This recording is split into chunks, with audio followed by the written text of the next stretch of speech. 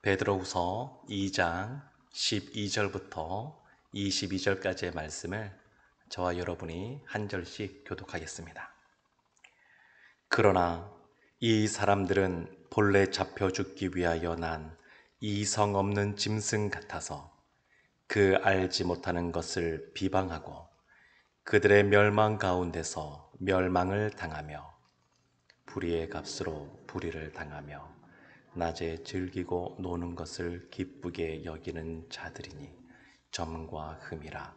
너희와 함께 연애할 때에 그들의 속임수로 즐기고 놀며 음심이 가득한 눈을 가지고 범죄를 하기를 그치지 아니하고 굳세지 못한 영혼들을 유혹하며 탐욕에 연단된 마음을 가진 자들이니 저주의 자식이라. 그들이 바른 길을 떠나 미혹되어 부올의 아들 발람의 길을 따르는도다. 그는 불의의 삭슬 사랑하다가 자기의 불법으로 말미암아 책망을 받되 말하지 못하는 나귀가 사람의 소리로 말하여 이 선지자의 미친 행동을 저지하였느니라. 이 사람들은 물 없는 샘이요 광풍에 밀려가는 안개니 그들을 위하여 캄캄한 어둠이 예비되어 있나니 그들이 허탄한 자랑의 말을 토하며 그릇되게 행하는 사람들에게서 겨우 피한 자들을 음란으로서 육체의 정욕 중에서 유혹하는도다.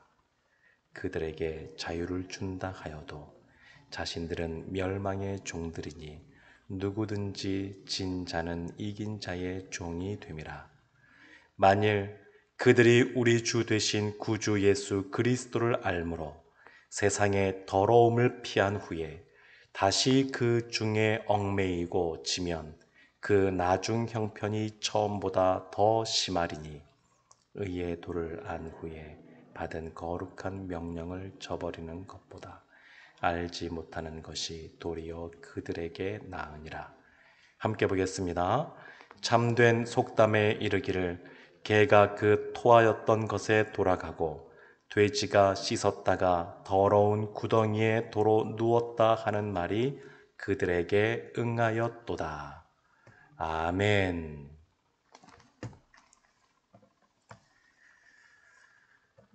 베드로후서 2장은 특별히 거짓 교사, 거짓 선생, 이단에 대해서 말하고 있습니다. 이들을 경계하고 또한 어떻게 살아야 되는지에 대해서 많은 것들을 말하고 있는데 오늘 본 이 본문의 말씀에도 그와 같은 내용들이 가득 들어 있습니다. 특별히 거짓 교사, 거짓 선생이 어떠한 존재인지 그리고 이들에게 미혹되고 유혹되는 사람들은 어떠한 사람들인지 그래서 우리가 신자들이 이 세상을 어떻게 살아가야 되는지 그런 것에 대해서 말씀을 많이 이렇게 하고 있는 것을 볼 수 있습니다. 사람들 중에서 참 사람 같지 않다. 어쩜 저렇게 남에게 피해를 주고 힘들게 할까? 이런 사람들을 짐승 같다 이렇게 표현하기도 하는데 오늘 본문 시작되는 12절에 이러한 짐승과 관련된 말이 나옵니다.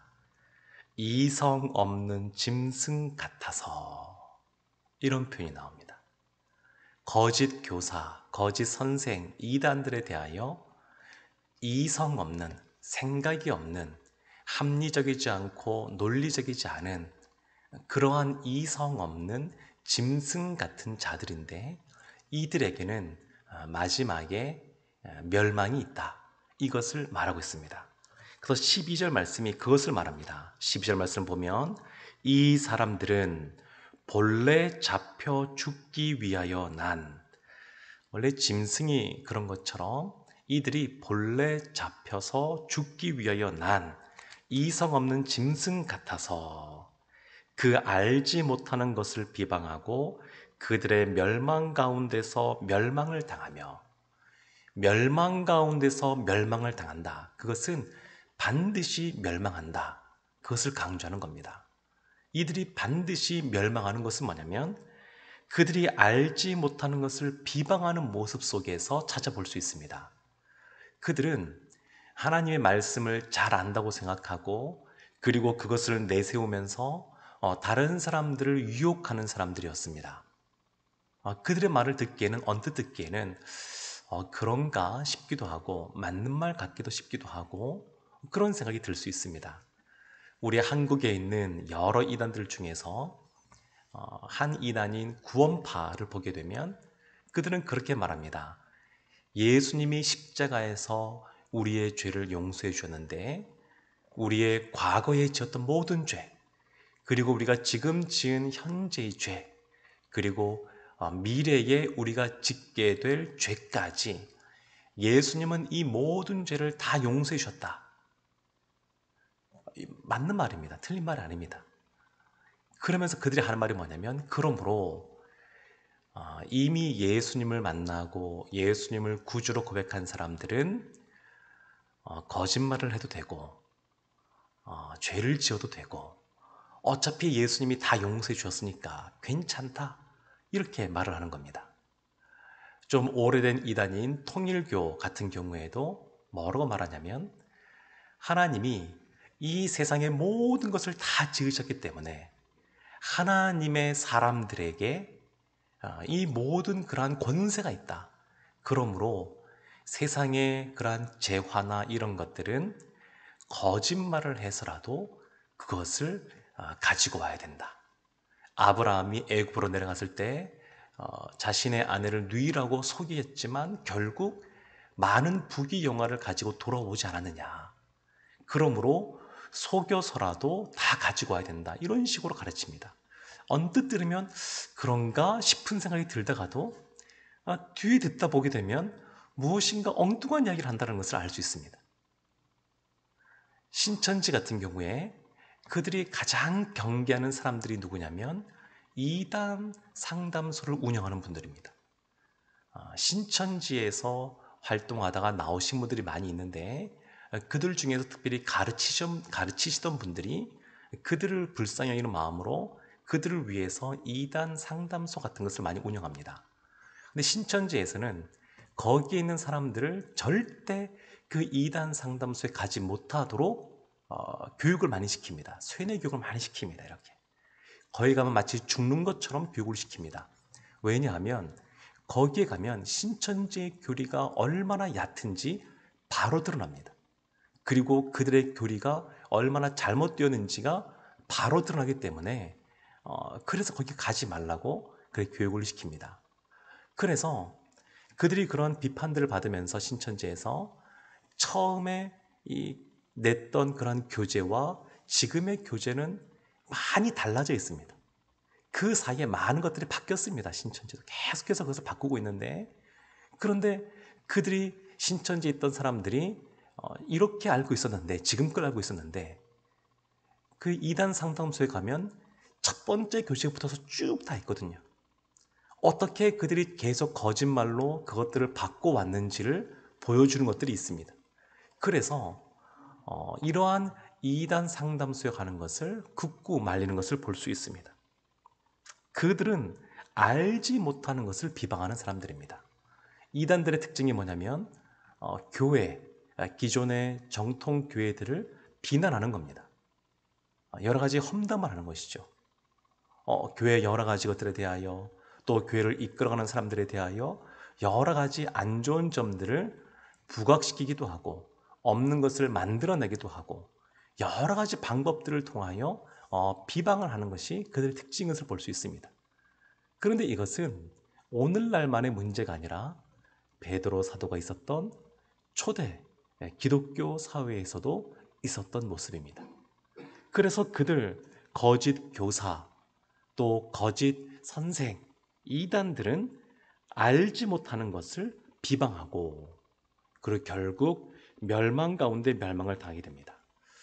그리고 이 12절 쭉 밑으로 보게 되면 이들에 대한 이 설명들이 묘사가 계속 반복되고 있습니다. 13절 보면 불의의 값으로 불의를 당하며 낮에 즐기고 노는 것을 기쁘게 여기는 자들. 그러니까 낮은 어떤 날이냐면 어떤 시간대냐면 열심히 일해야 될 때입니다. 근데 일하지 않고 오히려 그 시간에 사람들을 꿰어서 연회하고 속임수로 즐기고 노는 이러한 거짓 교사들이 있다는 겁니다. 14절도 보면 그렇습니다. 음심이 가득한 눈을 가지고 범죄하기를 그치지 아니하고, 음심이 있고 그 가지고 범죄하는 자들입니다. 그리고 14절 끝에 보면 탐욕에 연단된 마음을 가진 자들이니, 마음에 탐욕이 가득하여서 아주 단단하게 그것이 굳어져 있는 겁니다. 단단하게. 그래서 이러한 이단들의 특징 중에 하나가 뭐냐면 교주가 있는데 교주의 재산이 많은 것을 볼 수 있습니다. 그 안에 탐심이 가득한 겁니다. 탐욕이 가득한 겁니다. 연단된 마음이라는 이런 표현을 쓸 만큼 아주 단단하게 그들의 마음에 그러한 탐욕이 굳어져 있는 것을 볼 수 있습니다. 그러면서 사도 베드로가 예를 드는데 이성 없는 짐승 같은 자들, 그런데 구약 성경에 짐승보다 못한 사람에 대하여 예를 듭니다. 민수기의 말씀 보게 되면 이스라엘이 이렇게 그 이스라엘 옆에 보면 모압이란 나라가 있는데 그 모압이란 나라에 그러한 발락이라고 하는 그런 왕이 있었습니다. 근데 이스라엘이 이렇게 가나안 땅을 향하여 이렇게 진군해 올 때에 그것에 대해서 두려움을 느끼고 선지자 발람 선지자에게 내가 이만큼 이득을 많이 줄 테니까 이스라엘을 저주해 달라 이렇게 부탁을 하게 됩니다. 그래서 그러한 돈의 유혹에 넘어가서 이스라엘을 저주하려고 했었던 발람이라고 하는 선지자가 있었습니다. 근데 이 발람이 갈 때에 하나님께서 나귀를 통하여 이 발람 선지자를 한 번 더 깨닫게 하십니다. 그래서 이 나귀가 가다가 앞에 이 천사가 큰 칼을 들고 이 발람을 치려고 하니까 이 나귀가 옆으로 이동하고 막 발을 비비고 막 이런 부분들이 나옵니다. 그래서 이 발람이 오히려 나귀보다 못한 모습으로 묘사되게 됩니다. 근데 이러한 발람이 이와 같은 길을 걸어간 것도 뭐냐면 15절 끝에 보게 되면 이렇게 나옵니다. 그는 불의의 삭슬 사랑하다가, 불의의 삭슬 사랑한 겁니다. 돈의 유혹에 넘어간 겁니다. 그래서 이와 같은 일을 벌였고 결국 하나님께서 말씀하셔서 저주하지 않는 그런 모습으로 매듭이 지어지게 되지만 결국 하나님의 심판을 피하지는 못했습니다. 그러니까 이런 사람들은 어떤 사람들이냐면 바른 길을 떠나 미혹된 사람들입니다. 그러니까 바른 길, 성경에서 말하는 진리의 말씀이 있는데 이것에서 벗어난 사람들입니다. 뭔가 아는 것처럼 보이고 그리고 뭔가 사람들에게 말하면 새로운 것이어서 혹하게 만드는 건 있을지 몰라도 그러나 그것이 바른 길인지 아닌지는 우리가 유념해서 보아야 됩니다. 그래서 우리 성도님들이 늘 이렇게 가르치는 사람들에 대하여 이것이 또한 그런 메시지들에 대하여 이것이 바른 메시지인지 아니면 미혹하는 것인지 분별하는 것이 필요합니다. 우리에게 그런 지혜가 없다 그러면 후히 주시고 꾸짖지 않으시는 하나님께 기도해야 됩니다. 하나님 앞에 하나님의 그런 바른 말씀을 분별할 수 있는 은혜를 달라고, 그러한 지혜를 달라고, 또한 그러한 것을 가지고 그 길을 쫓아가는 삶을 살게 달라고 이렇게 기도하셔야 됩니다. 그럼 바른 길을 벗어나면 이와 같이 됩니다. 16절에도 이렇게 나옵니다. 그렇게 불의의 삭스를 사랑하는 발람을 향하여 책망, 그런 사람들은 책망을 받는다. 그리고 이러한 선지자의 행동을 미친 행동이다.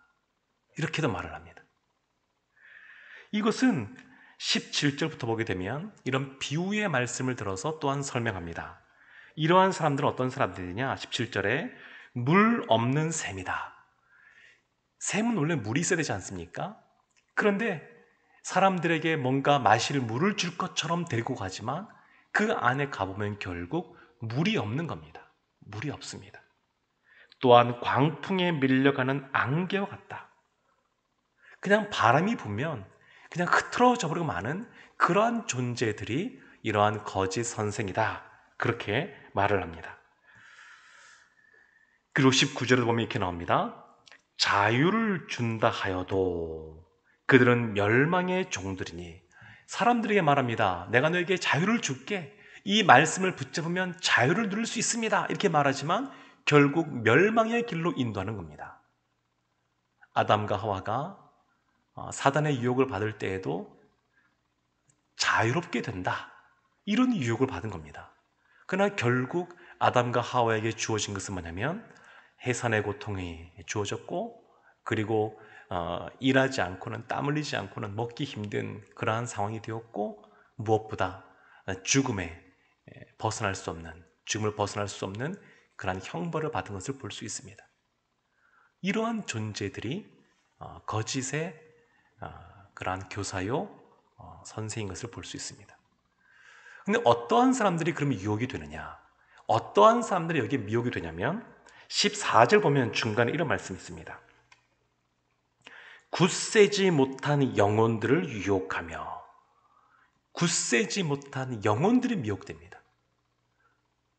말씀에, 믿음에 굳건하지 못한 사람들, 하나님의 말씀이 분명히 주어졌음에도 불구하고 우리 현실의 삶 속에서 그것이 즉각 우리가 원하는 방식으로 이루어지지 않을 때 하나님이 안 들어주시는 것이 아닌가, 이런 생각들 하면서 마음이 흔들리는 사람들, 이러한 사람들의 이러한 유혹을 받게 된다, 이렇게 말하고 있습니다. 또 18절에 보게 되면 이런 말씀이 있습니다. 중간쯤 보게 되면 그릇되게 행하는 사람들에게서 겨우 피한 자들, 바른 길이 아니라 그릇된 길을 가는 사람들이 있는데 넉넉하게 이기는 것이 아니라 겨우 피한 자들, 그들을 향하여 반복해서 유혹한다고 말하고 있습니다. 반복해서 그들을 육체의 정욕으로 유혹한다고. 그러니까 우리가 믿음 생활함에 있어서 굳건해야 됩니다. 하나님의 전신갑주를 입고 굳세게 서 있어야 됩니다. 이스라엘의 그러한 백성들은 출애굽한 이후에 가나안 땅을 들어갈 때 그들은 이스라엘 백성이라는 표현도 쓰지만 그들은 다른 식으로 표현하게 되면 군사였습니다. 군대입니다. 이스라엘은 하나님의 거룩한 전쟁을 수용하는 그러한 군대입니다.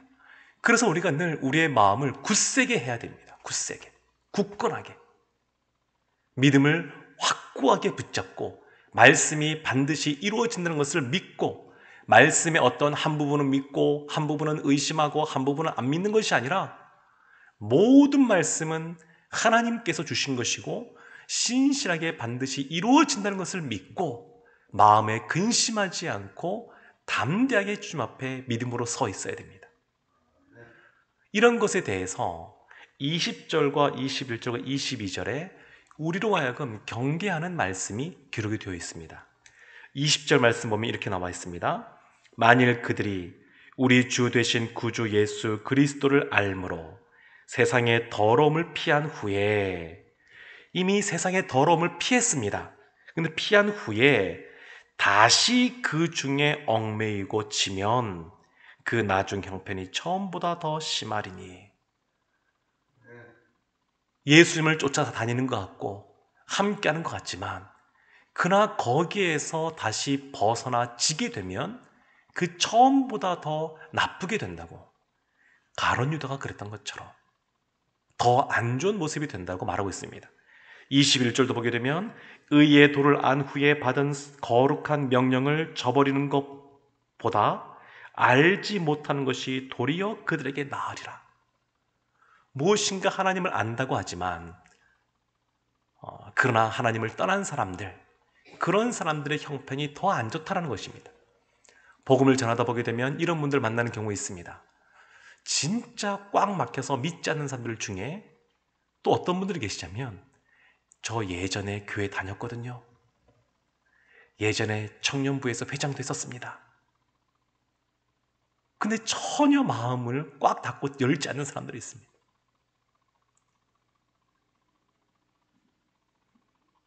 제가 1, 2년 전에 청년 때 모태신앙이고 열심히 신앙생활 하다가 청년 때 불교의 귀에서 스님이 되신 분, 그러다 나이가 80쯤 되셔서 그제서야 다시 복음을 전할 때 스님이셨는데 예수님을 믿고 돌아오신 분 만난 적이 있었습니다. 그러니까 떠나면 한참을 더 멀리까지 갔다가 그분에게는 교회 얘기를 꺼낼 수도 없는 그런 상황까지 갔다가 나중에서야 극적으로 주님께 돌아오는, 그리고 주님께 돌아온 이후에 일주일이 지나지 않아서 하나님의 분을 받는 그런 분을 만났었습니다. 어떤 면에서는 떠나면 더 마음이 꽉 닫히는 분들이 있습니다. 그래서 22절에 그 비유의 말씀으로 이렇게 말씀하십니다.